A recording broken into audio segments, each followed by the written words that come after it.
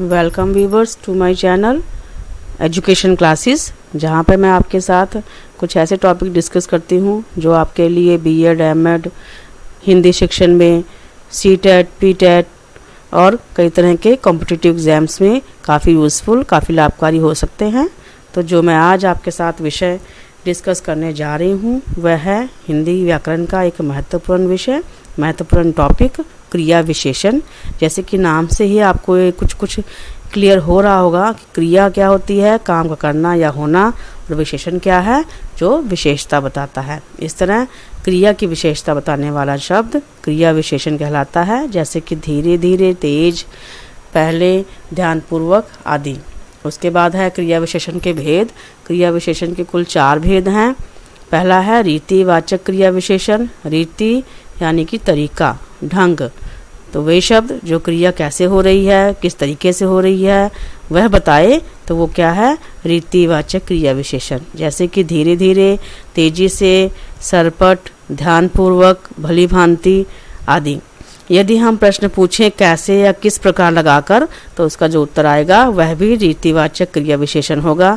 जैसे कि पीटी उषा कैसे दौड़ी, पीटी उषा तेज दौड़ी। तो यह रीतिवाचक क्रिया विशेषण की उदाहरण है। दूसरा जो भेद है वह है कालवाचक क्रिया विशेषण। काल यानी कि समय। तो वे शब्द जो क्रिया के होने का समय बताए, काल बताए, वह है कालवाचक क्रिया विशेषण। जैसे कि अभी, कभी, दिन भर, लगातार, हमेशा, प्रतिदिन आदि। यदि हम प्रश्न में कब लगाकर प्रश्न पूछते हैं तो उसका जो उत्तर आएगा वह कालवाचक क्रिया विशेषण का जो है उदाहरण होगा। जैसे कि राजन घर से कब निकला, राजन सुबह घर से निकला। तो ये क्या है, कालवाचक क्रिया विशेषण की उदाहरण। उसके बाद है जो स्थानवाचक क्रिया विशेषण। स्थान मतलब कि जगह है। तो वे शब्द जो क्रिया के होने की जगह बता रहा है, जो क्रिया कहाँ पे हो रही है यह दर्शा रहा है, वह स्थानवाचक क्रिया विशेषण है।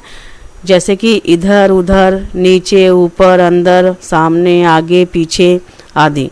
यदि हम अपने प्रश्न में कहाँ शब्द लगाकर प्रश्न पूछेंगे तो उसका जो उत्तर मिलेगा वह स्थानवाचक क्रिया विशेषण की उदाहरण कहलाएगा।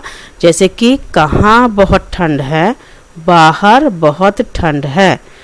गीता कहाँ बैठी है, गीता छत पर बैठी है या गीता ऊपर बैठी है।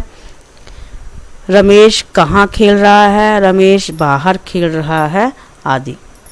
उसके बाद है परिमाणवाचक क्रिया विशेषण। परिमाण यानी कि नाप, तौल, मात्रा आदि।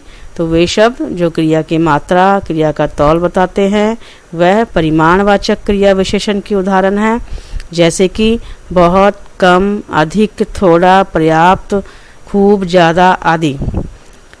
यदि हम अपना प्रश्न पूछेंगे कितना और कितनी लगाकर तो उसका जो उत्तर मिलेगा वह परिमाणवाचक क्रिया विशेषण की उदाहरण कहलाएगा। जैसे कि रीना कितना खाती है, रीना कम खाती है। तो यह है परिमाणवाचक क्रिया विशेषण की उदाहरण। तो आज हमने क्रिया विशेषण का अर्थ किया है, क्रिया विशेषण की उदाहरणें देखी हैं और क्रिया विशेषण का भेद देखा है। तो इस तरह आज का हमारा जो विषय है क्रिया विशेषण, उसके बारे में हमने जानकारी जो है आपस में हमने शेयर की है, डिस्कस की है। धन्यवाद व्यूअर्स।